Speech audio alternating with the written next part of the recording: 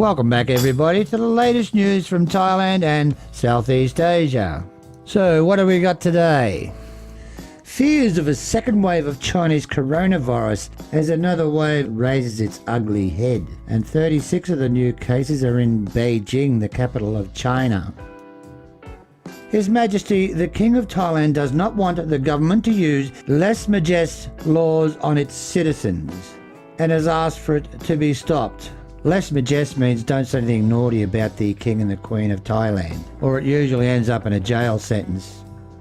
Huawei, a Chinese-owned company, ready to take part in the 5G development in Thailand. Many other countries have rejected them due to security reasons. Let's find out why. Thailand's travel bubble open to foreign tourists. The travel bubble meaning that if your country has the Chinese coronavirus under control, your nationals do not have to wait the 2-week quarantine period, and same for the Thai people visiting your country. And Thailand is to use natural rubber in future for all construction of roads throughout Thailand.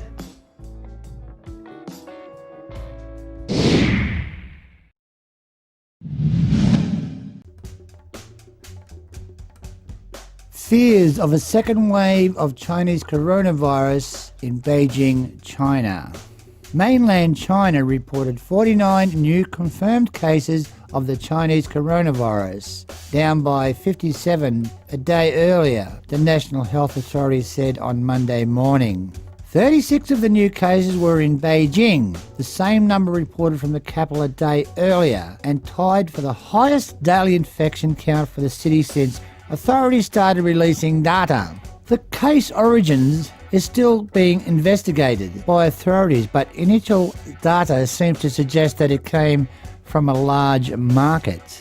Municipal authorities shut down sporting events, tourism sites in the capital on Saturday. Restaurants are once again discouraged from accepting large crowds for dining purposes. 11 residential complexes near the market have been locked down, its residents forbidden from leaving.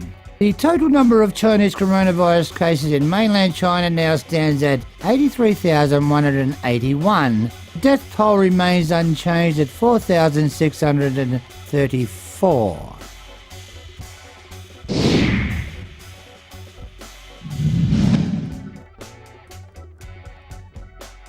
His Majesty does not want Thailand to use the lèse-majesté law.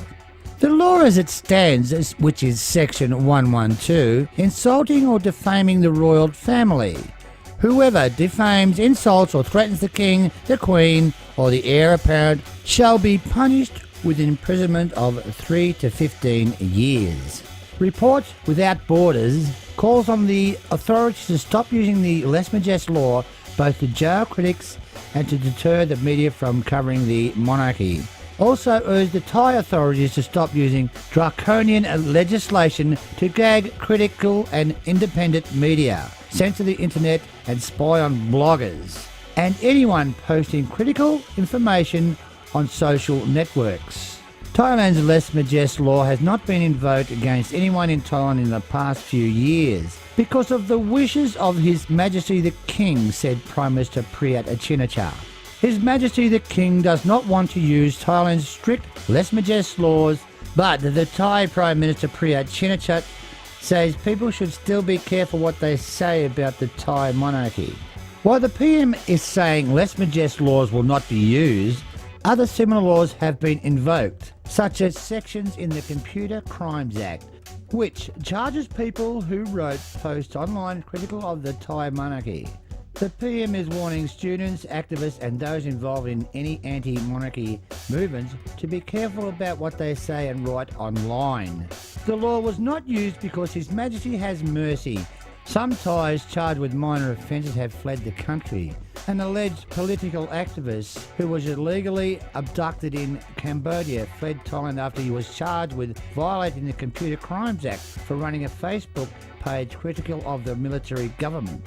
Prime Minister Prayut Chin-o-cha says he has no idea why some have fled. He says the lèse-majesté law has not been used for a few years, but there are consequences for distorting information about the monarchy.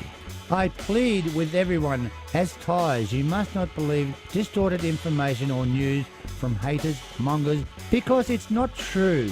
You must look behind their motive and see what they really want. And why would you become their tool?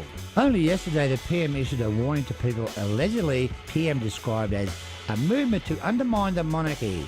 But he said His Majesty the King asked him not to use the lèse majesté laws against them. As a Thai, I have pity for them. I'm not a cruel person who can order someone killed, said the Prime Minister Prayut Chan-o-cha. So in hindsight, I'm warning every foreigner that goes to Thailand, do not say anything wrong about the royal family. The Thai people love their royal family, and you will probably get a reaction you were not really expecting.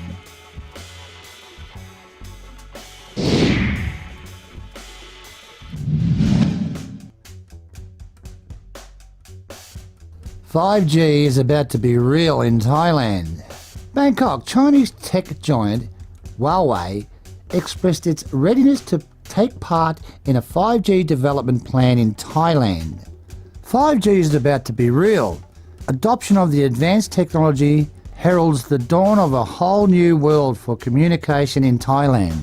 Huawei Technologies Thailand CEO met Prime Minister Prayut Chan-o-cha on Friday to donate 500,000 face masks for the fight against the coronavirus. Chinese Huawei Technology informed Prayut that the company's plans for 5G network development included 5G Ecosystem Innovation Centre project, according to a Thai government spokeswoman, Narimon Pinyasanawat. Ms. Narimon said the Prime Minister expressed his appreciation for Huawei's willingness to cooperate with Thailand in telecommunication development as the country aimed to become the leader in digital technology in the region. Huawei has had a lot of controversy around the world due to security reasons and the Chinese Communist Party.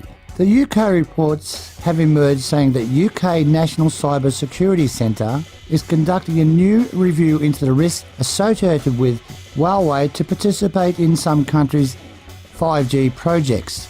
Australia and the US have warned against Huawei. Is Huawei the only 5G supplier? No, there are three companies, Huawei, Nokia and Ericsson, that analysts say can provide 5G technology. Huawei has the lead in the total telecommunication market share. Now listen to this very carefully. This is the problem with Huawei. China's 2017 National Intelligence Law saying all organisations and citizens shall support, assist and cooperate with national intelligence efforts in accordance with the law. The US and Australia believe that Huawei could be used by the Chinese government for espionage. The US especially has lobbied its allies to ban Huawei and the 5G involvement in that network. The US says it won't send intelligence over networks that could be compromised or hijacked by the Chinese Communist Party.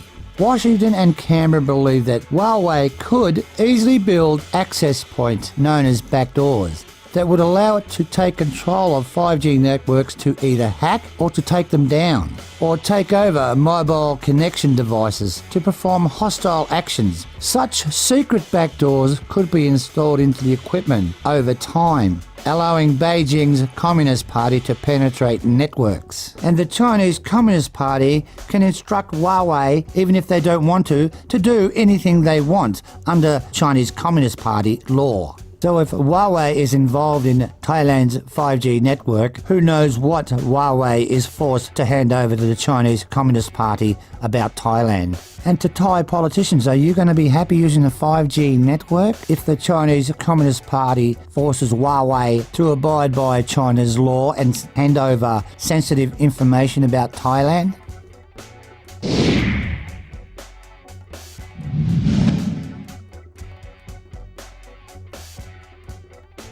Thailand, after implementing the fourth phase of the easing of anti-COVID-19 lockdown restrictions, the Ministry of Tourism, Sports, Public Health, Interior and Foreign Ministers will propose a travel bubble plans to the government's Centre for COVID-19 Situation Administration. The Tourism and Sports Minister Pipet expressed his confidence in Thailand's tourism sector and the country's ability to deal with the Chinese coronavirus situation. The travel bubble will reopen the country to international visitors, limiting visitors to those from countries where the outbreak is well controlled.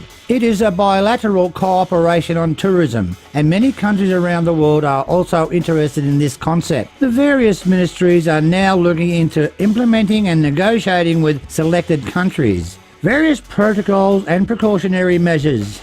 In its initial stage, the travel bubble will reopen the country to foreign interpreters and patients seeking medical services and appointments in Thailand. The country is expected to welcome about 1,000 foreigners a day. Now, if it works out well, more groups will be allowed to enter the country. The travel bubble will not impose the 14-day quarantine, but other measures have been prepared to ensure public safety. A mobile application will be used to help track international visitors after arriving in the kingdom. The potential of the country's tourism and health sector will help to revive the domestic economy once the Chinese coronavirus pandemic subsides. All good in theory, let's hope it works out for Thailand.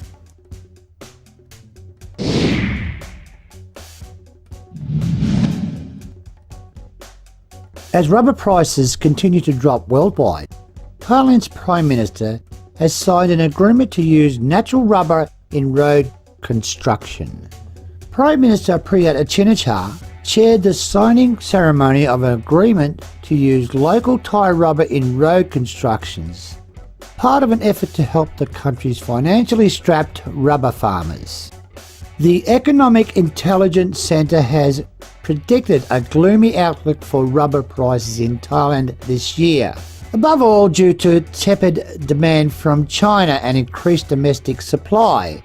Thailand traditionally relies on Chinese consumption of its rubber, with 40% exports destined for the world's second largest economy. Thai rubber is exported largely to make automotive tyres. Rubber also helps reduce road accidents. Even more, the method will increase the safety of Thailand's roadways.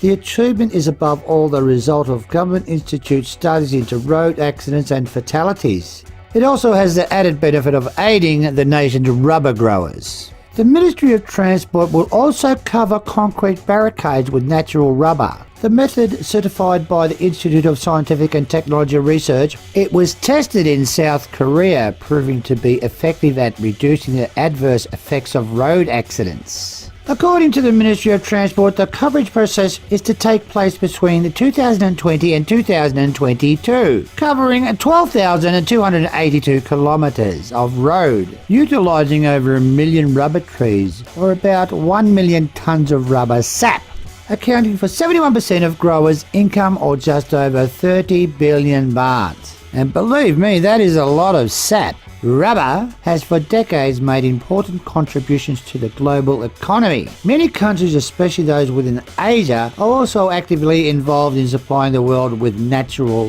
rubber.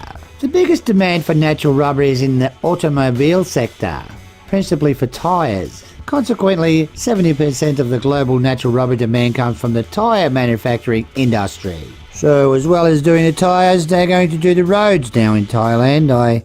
I don't know if that'll affect your brakes. I mean, rubber on rubber, that'd be really braking, wouldn't it? I mean, if I was in Thailand, I'd be getting in the windscreen business. So I reckon a lot of people are going to go through them. But anyway, sounds like a great idea and a good use for rubber and putting the Thai economy back on track.